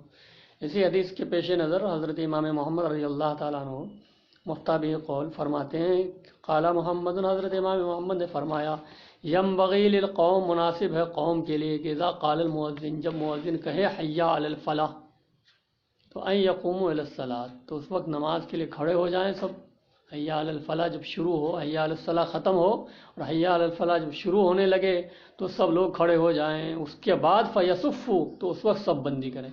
وہ یہ سب صفوف اور سب سیدھی کریں. یہ نہیں کہ پہلے ہی سے سب بندی کرو سب بندی کرو. سمجھ گئے؟ جس وقت جو ہے حی علی الفلاح کہے مؤذن، اس وقت سب کھڑے ہو جائیں اور اس وقت سب بندی کریں اور اسی وقت صفیں سیدھی کریں. وہ یحاذ بین المناکب، اور اسی وقت جو ہے مونڈے سے مونڈا ملا لیں. سمجھ گئے؟ فیضا قام المؤذن، پر جب مؤذن کہے، جب فیضا اقام المؤذن، مؤذن صلاۃ، جب وہ جو ہے نماز کی اقامت مؤذن کہہ چکے تو کبر الامام، تو امام اس وقت جو ہے اللہ اکبر کہے. یہی فرمان حضور سینا امام اعظم ابو حنیفہ رضی اللہ تعالیٰ عنہ کا ہے. حضرت کے زمانے میں بھی ایسا کبھی نہیں ہوا پہلے صفحہ سیدھی کرو پہلے صفحہ سیدھی کرو. میں نے ایک دو بار بتایا بھی سمجھایا بھی، لوگ مانتے نہیں مانتے ہیں، رہو اپنی حالت. صفحہ سیدھی کرنے کا حکم اس وقت ہے کہ جب تکبیر ہو اس وقت صفحہ سیدھی کر لی جائے. یہ تو دیوبندیوں کیا ہے پہلے، دیوبندی لوگ پہلے صرف صفحہ سیدھی کراتے ہیں. دیوبندی کیا ہے، دیوبندیوں کے طریقے سے ہمیں گریز رکھنا چاہیے. جبکہ ہماری کتابوں میں صراحتاً ہے تکبیر سے پہلے ہی کھڑے ہو جاتے ہیں، وہ تکبیر سے پہلے کھڑے ہو جاتے ہیں. جبکہ ہماری کتابوں میں صراحتاً ہے کہ جب حی علی الفلاح ہو اس وقت صفحہ سیدھی ہو، سب بندی صفحہ سیدھی ہو. باب و افتتاح الصلاۃ، یہ باب ہے نماز شروع کرنے کے بیان میں. اخبرنا مالک حدثنا الزہری عن سالم بن عبد اللہ بن عمر ان عبد اللہ بن عمر قال كان رسول اللہ صلی اللہ علیہ وسلم اذا افتتحت الصلاۃ رفع يديه حذاء منكبيه واذا كبر للركوع رفع يديه واذا رفع راسه من الركوع رفع يديه ثم قال سمع الله لمن حمده ثم قال ربنا ولك الحمد. خبر دے ہم کو حضرت امام مالک نے حدیث بیان کی ہم سے حضرت امام زہری نے، وہ حضرت سالم بن عبداللہ سے. حضرت عبداللہ کے ایک صاحبزادے کا نام ہے سالم، جو حضور سے سالم بن عبداللہ بن عمر، یعنی حضرت سالم حضور سے عمر فاروق کے پوتے ہیں. کہ انہوں نے حضرت سالم نے فرمایا کہ حضرت عبداللہ ابن عمر اپنے والد کے بارے میں فرماتے ہیں کہ انہوں نے فرمایا میرے والد نے کہ کانا رسول اللہ صلی اللہ تعالی وسلم، اللہ کے رسول صلی اللہ تعالی وسلم اذا افتتحت الصلاۃ، جب نماز شروع فرماتے تو رفع یدیہ، دونوں ہاتھ کو اٹھاتے، حذاء منکبیہ، اپنے دونوں مونڈھے کے مقابل اٹھاتے. مطلب یہ ہے کہ ہتھیلی کا آخری سرا نیچے کی طرف سے وہ مونڈھے کے مقابل ہوتا اور جو ہے انگوٹھا جو ہے وہ کان کے لو کے مقابل ہوتا. یہ مطلب ہے مونڈھے کے مقابل. مونڈھے کے مقابل کا مطلب یہ نہیں کہ انگلی کا سرا مونڈھے کے مقابل میں ہو اور ہاتھ نیچے ہو، بلکہ انگلی کا جو ہے سرا کان کے لو کی طرف ہو اور ہتھیلی کا جو آخری حصہ ہے جو اسے گدی بھی کہہ سکتے ہیں وہ مونڈھے کے مقابل. یہ ہے حدیث پاک کا مطلب. تو جب جو ہے نماز شروع فرماتے تو نبی کریم صلی اللہ تعالی وسلم اپنے دونوں ہاتھوں کو اٹھاتے اپنے دونوں مونڈھے کے مقابل. وَإِذَا كَبَّرَ، اور جب آپ اللہ اکبر فرماتے رکوع میں جانے کے لیے تو رفع یدیہ، تو بھی آپ دونوں ہاتھوں کو اٹھاتے. جب رکوع میں جانے کے لیے اللہ اکبر فرماتے تو پھر بھی دونوں ہاتھوں کو اس طرح اٹھاتے. اسی کو رفع یدین کہتے ہیں. وَإِذَا رَفَعَ رَأْسَهُ مِنَ الرُّكُوعِ رَفَعَ يَدَيْهِ، اور جب پھر رکوع سے اپنا سر انور اٹھاتے تو بھی دونوں ہاتھوں کو اٹھاتے. یہی رفع یدین ہے. رفع یدین یہی دو مقام پر، رکوع میں جانے سے پہلے دونوں ہاتھوں کو اٹھانا، پھر رکوع سے کھڑے ہونے کے بعد دونوں ہاتھوں کو اٹھانا، یہی رفع یدین ہے. تو اس حدیث پاک میں رفع یدین آیا کہ نبی کریم صلی اللہ تعالی وسلم نے رفع یدین فرمایا. اور حضرت امام شافعی کے یہاں یہ حدیث دلیل ہے، ان کے یہاں رفع یدین ہے، وہ حضرات رفع یدین فرماتے ہیں. یہ حدیث ان کی دلیل ہے اور ہمارے مسلک کی حدیث آگے آ رہی ہیں. پھر فرماتے نبی کریم صلی اللہ تعالی وسلم سمع اللہ لمن حمدہ، رکوع سے اٹھاتے تو رفع یدین فرماتے، پھر سمع اللہ لمن حمدہ فرماتے، پھر فرماتے ربنا ولک الحمد. اخبرنا مالک حدثنا نافع ان عبد اللہ بن عمر کان اذا ابتدأ الصلاة رفع يديه حذو منكبيه واذا رفع راسه من الركوع رفعهما دون ذلك. خبر دی ہم کو حضرت امام مالک نے حدیث بیان کیا ہم سے حضرت نافع نے حضرت نافع حضرت عبداللہ ابن عمر کے شاگرد ہیں. حضرت نافع نے کہ حضرت عبداللہ ابن عمر جب نماز شروع فرماتے تو دونوں ہاتھوں کو اٹھاتے اپنے دونوں مونڈے کے مقابل. جب نماز شروع فرماتے تکبیر تحریمہ میں تو ہمارے یہاں بھی رفع یدین ہے. تکبیر تحریمہ دونوں ہاتھوں کو اٹھا ہی کر کے ہمارے یہاں بھی ہوتا ہے. تو حضرت امام شافعی کا تو ہے ہی. حضرت امام شافعی کے یہاں تکبیر تحریمہ کے علاوہ اور 2 بار ہاتھ اٹھانا ہے، رکوع میں جانے سے پہلے اور رکوع سے اٹھنے کے بعد. تو تکبیر تحریمہ میں جو ہے اپنے دونوں ہاتھوں کو اٹھاتے ہیں دونوں منڈوں کے مقابل. وَإِذَا رَفَعَ رَأْسَهُ مِنَ الرُّكُوعِ، اور جب اپنے سر انور کو اٹھاتے اپنے سر کو اٹھاتے رکوع سے، رکوع میں جانے سے پہلے تو خیر رفع یدین نہیں فرماتے حضرت عبداللہ ابن عمر، مگر جب رکوع سے اپنے سر کو اٹھاتے تو بھی رفع یدین فرماتے، دون ذالک، اس کے علاوہ نہیں. تو حضرت عبداللہ ابن عمر کے حدیث میں بھی رفع یدین آیا، مگر رفع یدین ایک ہی بار آیا، وہ کیا رکوع سے اٹھنے کے بعد، رکوع سے پہلے نہیں. بہرحال یہ حضرت عبداللہ ابن عمر کی حدیث بھی بتا رہی ہے کہ رفع یدین ہے. اخبرنا مالک حدثنا وهب بن کیسان عن جابر بن عبد الله الانصاری انه يعلمه التکبیر فی الصلاة امرنا ان نکبر كلما خفضنا ورفعنا. خبر دے ہم کو حضرت امام مالک نے حدیث بیان کی ہم سے حضرت وهب بن کیسان نے و حضرت جابر بن عبداللہ انصاری سے کہ حضرت جابر بن عبداللہ انصاری لوگوں کو یعنی صحابہ کو نماز کی تکبیر سکھاتے. یعلمہم التکبیر فی الصلاۃ، نماز کی تکبیریں سکھاتے اور فرماتے تھے کہ امرنا ہم کو حکم دیا ہے نبی کریم صلی اللہ تعالی وسلم نے کہ ہم اللہ اکبر کہیں کب، جب ہم جھکیں اور جب ہم اٹھیں. فرمایا کہ تکبیر کی تعلیم دیتے کہ نماز میں کب کب تکبیر کہی جاتی ہے. تو فرمایا کہ ہمیں حکم دیا ہے نبی کریم صلی اللہ تعالی وسلم نے کہ جب جھکیں تو بھی اللہ اکبر کہیں اور جب اٹھیں تو بھی اللہ اکبر کہیں. رکوع کے لیے جھکیں تو بھی اللہ اکبر کہیں، رکوع سے اٹھیں تو بھی اللہ اکبر کہیں. سجدے میں جائیں، خیر رکوع سے اٹھنے میں تو اللہ اکبر نہیں ہے بلکہ سمع اللہ لمن حمدہ ہے، اور جب سجدے میں جائیں تو بھی اللہ اکبر کہیں، سجدے سے اٹھیں تو بھی اللہ اکبر کہیں. سمجھ گئے؟ ہم اللہ اکبر کہیں جب ہم جھکیں اور جب ہم اٹھیں. اخبرنا مالک اخبرنی ابن شہاب بن الزہری عن علی ابن حسین ابن ابی طالب انہ قال کان رسول اللہ صلی اللہ علیہ وسلم یکبر کلما خفض وکلما رفع فلم تزل تلک صلاته حتی لقی اللہ عز وجل. خبر دے ہم کو حضرت امام مالک نے خبر دے ہم کو حضرت ابن شہاب زہری نے وہ حضرت ابن حسین سے. ابن حسین کون ہے؟ حضور سینا امام زین العابدین ابن حسین، یعنی حضرت امام زین العابدین سے روایت کرتے ہیں حضرت جو ہے شہاب زہری رضی اللہ تعالیٰ عنہ. تو حضور سینا امام زین العابدین سے بھی حدیث مروی ہے، جیسے کہ یہ حدیث مروی ہے.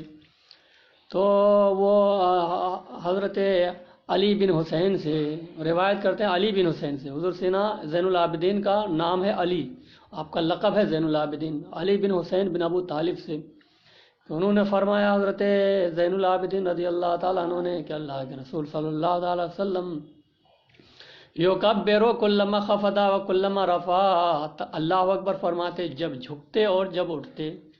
تو حضور سینا زین العابدین سے روایت مروی ہے، یہ حدیث مروی ہے، مگر یہ ہے کہ حضور سینا زین العابدین نے نبی کریم صلی اللہ علیہ وسلم کو دیکھا نہیں ہے. تو پھر کیسے روایت کرتے ہیں؟ تو اس کا جواب یہ ہے کہ آپ نے جو ہے وہ یہ اس حدیث کی اسناد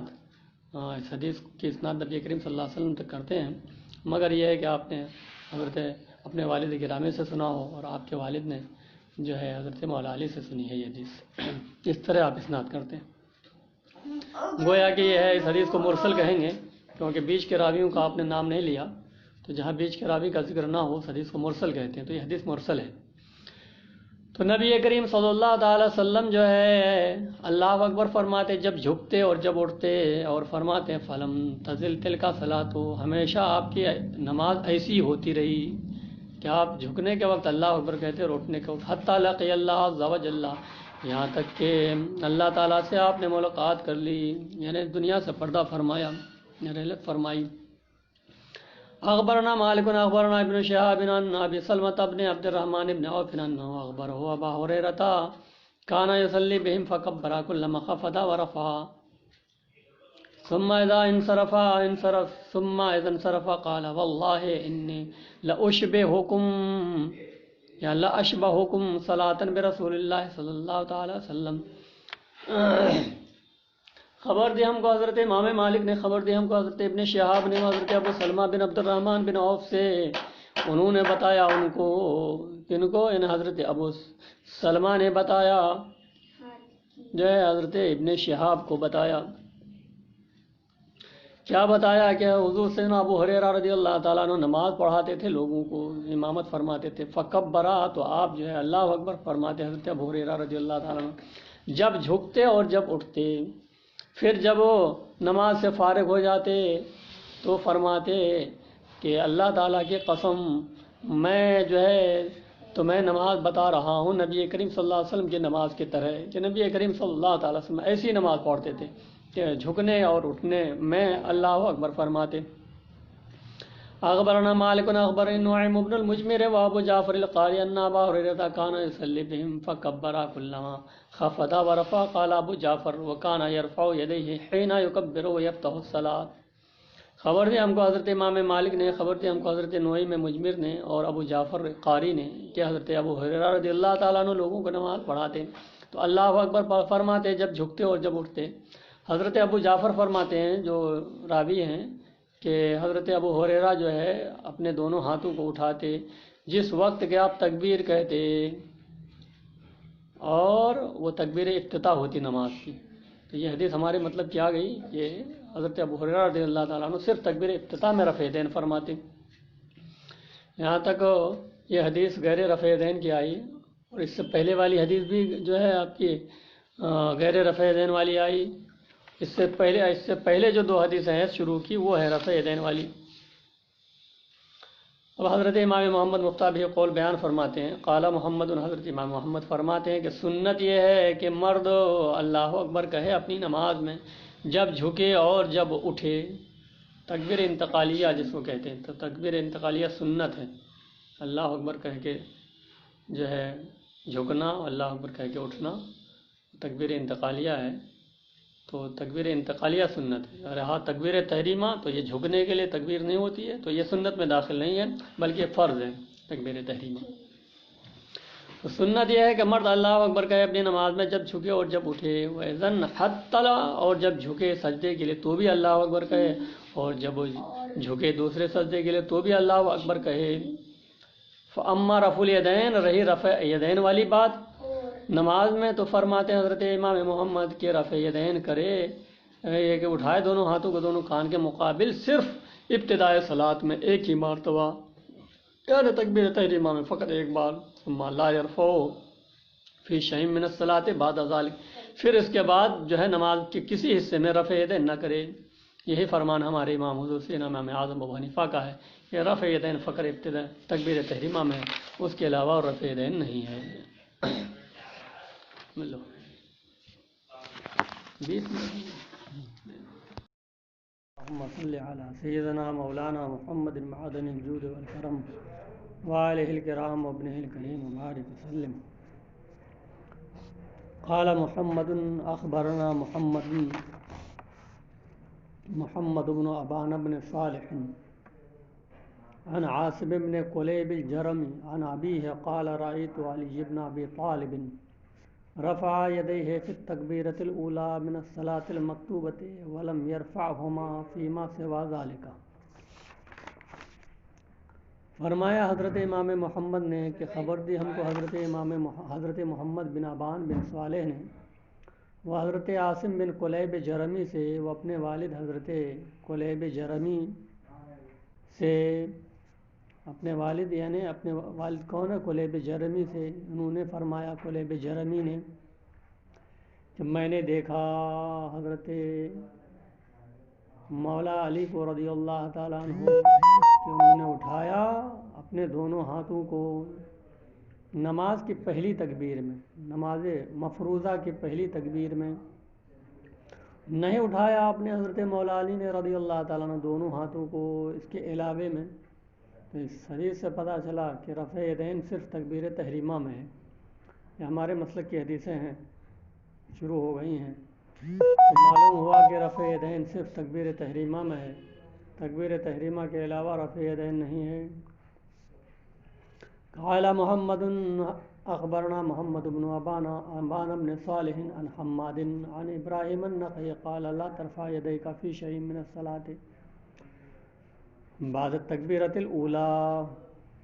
خبر دے فرمایا حضرت امام محمد نے کہ خبر دے ہم کو حضرت محمد بن ابان بن صالح نے، اس سے پہلے والی حدیث بھی انہیں سے مروی تھی، وہ حضرت حماد سے، اور وہاں تھا حضرت عاصم سے، یہاں حضرت حماد سے. وہ حضرت ابراہیم نخعی سے، حضرت ابراہیم نخعی نے فرمایا لا ترفع یدیک، اپنے ہاتھوں کو نہ اٹھاؤ، فی شیء من الصلاۃ، نماز کے کسی بھی حصے میں، تکبیر اولیٰ کے بعد اور نماز کے کسی بھی حصے میں جو ہے دونوں ہاتھوں کو نہ اٹھاؤ. تو اس حدیث سے ہی معلوم ہوا کہ ہاتھوں کا اٹھانا یعنی رفع یدین صرف تکبیر تحریمہ میں ہے، اس کے علاوہ نہیں. قال محمد اخبرنا یعقوب بن ابراہیم اخبرنا حسین بن عبد الرحمن قال دخلت انا وعمر بن مرة على ابراہیم النخعی قال عمر حدثني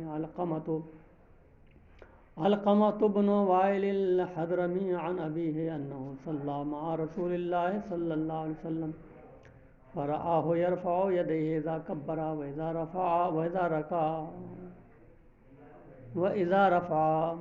قال إبراهيم ما أدري لعله لم ير النبي صلى الله عليه وسلم يصلي إلا ذلك اليوم فحفظ هذا منه ولم يحفظه ابن مسعود واصحابه ما سمعته من احد منهم انما كانوا يرفعون ايديهم في بدء الصلاة حين يكبرون. فرمایا حضرت امام محمد نے خبر دی ہم کو حضرت یعقوب بن ابراہیم نے، انہوں نے فرمایا خبر دی ہم کو حضرت حسین بن عبد الرحمن نے، انہوں نے فرمایا کہ میں داخل ہوا اور عمرو بن مرہ داخل ہوئے ابراہیم النخعی کی بارگاہ میں. فرماتے ہیں کہ میں داخل ہوا یعنی حضرت حسین بن عبد الرحمن داخل ہوئے اور عمرو بن مرہ داخل ہوئے، آئے حضرت ابراہیم النخعی رضی اللہ تعالیٰ عنہ کی بارگاہ میں، جو حضور سیدنا امام اعظم ابو حنیفہ رضی اللہ تعالیٰ عنہ کے دادا استاد ہیں. قال عمرو، تو حضرت عمرو بن مرہ نے عرض کیا کہ حدیث بیان کی ہم سے علقمہ بن وائل حضرمی نے. عمرو بن مرہ نے کہا کہ حدیث بیان کی مجھ سے علقمہ بن وائل حضرمی نے، اپنے والد حضرت وائل حضرمی سے، وہ روایت کرتے ہیں اپنے والد وائل حضرمی سے مروی ہے کہ وائل حضرمی رضی اللہ تعالیٰ عنہ نے نماز پڑھی اللہ کے رسول صلی اللہ تعالیٰ علیہ وسلم کے ساتھ، تو دیکھا اللہ کے رسول صلی اللہ تعالیٰ علیہ وسلم کو کہ رفع یدین فرماتے جب اللہ اکبر کہتے، جب رکوع کرتے اور جب رکوع سے اٹھتے. تو حضرت وائل حضرمی والی حدیث دلیل ہے حضرت امام شافعی کی کہ دیکھو حضرت وائل حضرمی نے دیکھا نبی کریم صلی اللہ تعالیٰ علیہ وسلم کو رفع کرتے ہیں، اس لیے حدیث ان کے یہاں دلیل ہے، ان کے یہاں رفع یدین ہے. تو یہ بات ذکر کی حضرت عمرو بن مرہ نے حضرت ابراہیم النخعی کی بارگاہ میں. تو حضرت ابراہیم النخعی نے فرمایا ما ادری لعلہ لم یر النبی صلی اللہ علیہ وسلم یصلی الا ذلک اليوم فحفظ هذا منه. شاید کہ وائل حضرمی نے نہیں دیکھا نبی کریم صلی اللہ تعالی وسلم کو نماز پڑھتے ہوئے مگر اسی دن، بس اسی دن کی نماز جو ہے آپ نے یاد کر لی، بس یاد کر لیا اس کو آپ سے، یعنی اسی دن کی نماز صرف یاد کر لیا آپ نے، کہ اس سے پہلے نہ اس کے بعد کبھی دیکھا نبی کریم صلی اللہ علیہ وسلم کو نماز پڑھتے ہوئے، فقط اسی دن دیکھا، اور اس دن نبی کریم صلی اللہ علیہ وسلم نے رفع یدین فرمایا تو اسی کو انہوں نے لے لیا. اور اس کے علاوہ بہت مرتبہ نبی کریم صلی اللہ تعالیٰ وسلم نے رفع یدین نہیں فرمایا تو ان نمازوں کو دیکھا ہی نہیں حضرت وائل حضرمی نے. اور فرماتے ہیں کہ وَلَمْ يَحْفُظْهُ ابن مسعود وَأَصْحَابُهُ، اور انہیں یاد نہیں رہا، ابن مسعود اور ان کے اصحاب یاد نہیں رہا کہ وہ حضرات کیسے نماز پڑھتے تھے. فرماتے ہیں میں نے نہیں سنا ہے ان میں سے کسی سے بھی بے شک وہ حضرات رفع دین کرتے تھے صرف جو ہے نماز کے شروع میں، جس وقت کہ اللہ اکبر فرماتے اسی وقت رفع دین فرماتے. سمجھ گئے؟ ایک حدیث ایک روایت میں یہ ہے کہ وائل حضرمی نے ایک بار دیکھا نبی کریم صلی اللہ علیہ وسلم کو رفع دین کرتے ہوئے، اور حضرت عبداللہ بن مسعود نے تو 50 مرتبہ دیکھا نبی کریم صلی اللہ علیہ وسلم کو کہ رفع دین نہیں فرماتے تھے.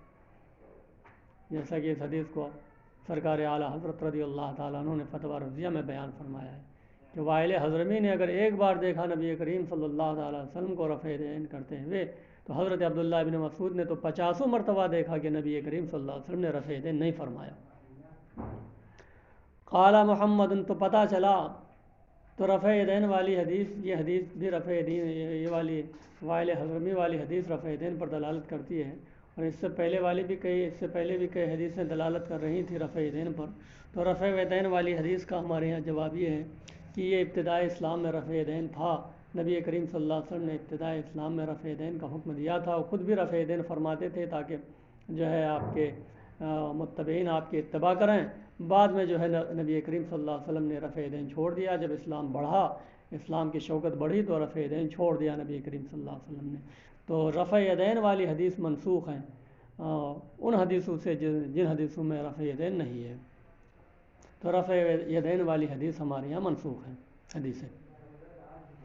قال محمد اخبرنا محمد بن ابان بن صالح عن عبد العزيز بن حكيم قال رأيت ابن عمر يرفع يديه حذاء أذنيه في أول تکبیرت افتتاح الصلاة ولم يرفعهما فيما سوى ذلك. خبر دی ہم کو حضرت امام محمد نے، خبر دی ہم کو حضرت محمد بن ابان بن صالح نے، وہ حضرت عبدالعزیز بن حکیم سے روایت کرتے ہیں. انہوں نے فرمایا کہ میں نے دیکھا حضرت عبداللہ ابن عمر کو کہ آپ رفع دین فرماتے تھے، دونوں ہاتھوں کو اٹھاتے تھے اپنے دونوں کانوں کے مقابل افتتاح صلاۃ کی تکبیر میں، پہلی تکبیر میں، افتتاح صلاۃ کی تکبیر کے شروع میں، یعنی وہی تکبیر تحریمہ میں، اور نہیں رفع دین فرماتے تھے اس کے علاوہ. دیکھیے یہ حدیث بھی آ گئی کہ رفع دین حضرت عبداللہ ابن عمر نہیں فرماتے تھے. قال محمد اخبرنا ابو بکر بن عبد اللہ النحشلی عن عاصم بن قلیب الجرمی عن ابیہ وکان من اصحاب علی ان علی بن ابی طالب کرم اللہ وجهه كان يرفع يديه في التكبيرة الأولى التي يفتتح بها الصلاة ثم لا يرفعهما في شيء من الصلاة. فرمایا حضرت امام محمد نے خبر دی ہم کو حضرت ابو بکر بن عبداللہ ناشلی نے، حضرت عاصم بن قلیب جرمی سے، وہ اپنے والد سے، اور جو ہے ان کے والد قلیب جرمی جو ہے حضرت مولا علی کے اصحاب میں سے تھے. اس سے پہلے بھی جو ہے پہلی حدیث گزری ہے حضرت قلیب جرمی سے آج کی، کیونکہ حضرت قلیب جرمی جو ہے وہ حضرت مولا علی کے اصحاب میں سے تھے، اصحاب میں سے ہیں. تو حضرت قلیب جرمی نے دیکھا کہ حضرت مولا علی رضی اللہ تعالیٰ عنہ نے جو ہے رفع دین فرمایا پہلی تکبیر میں، جس سے نماز شروع کی جاتی ہے، پھر رفع دین نہیں فرمایا نماز کے کسی حصے میں. قال محمد اخبرنا الثوری. تو یہ حدیث بھی اس بات کے لیے صریح ہے کہ حضرت مولا علی نے جو ہے رفع دین نہیں فرمایا. قال محمد اخبرنا الثوری حدثنا حسین عن ابراہیم عن ابی عن ابن مسعود انه كان يرفع يديه اذا افتتح الصلاة. فرمایا حضرت امام محمد نے خبر دی ہم کو حضرت امام الثوری نے، انہوں نے فرمایا حدیث بیان کی ہم سے حضرت حسین نے، حضرت ابراہیم سے، حضرت عبداللہ ابن مسعود سے رضی اللہ تعالیٰ عنہ، کہ حضرت عبداللہ ابن مسعود جو ہے رفع دین فرماتے تھے جب نماز شروع فرماتے. تو حضرت عبداللہ ابن عمر والی حدیث آ گئی، حضرت مولا علی والی بھی حدیث آ گئی، حضرت عبداللہ ابن مسعود والی بھی حدیث آ گئی کہ رفع دین جو ہے ان بزرگوں میں سے کسی نے نہیں فرمایا. یہی حدیثیں ہماری دلیل ہیں کہ رفع دین جو ہے صرف افتتاح صلاۃ یعنی تکبیر تحریمہ میں ہے، تکبیر تحریمہ کے علاوہ رفع دین نہیں ہے. جو حدیثیں رفع دین پر دلالت کر رہی ہیں وہ حدیثیں منسوخ ہیں.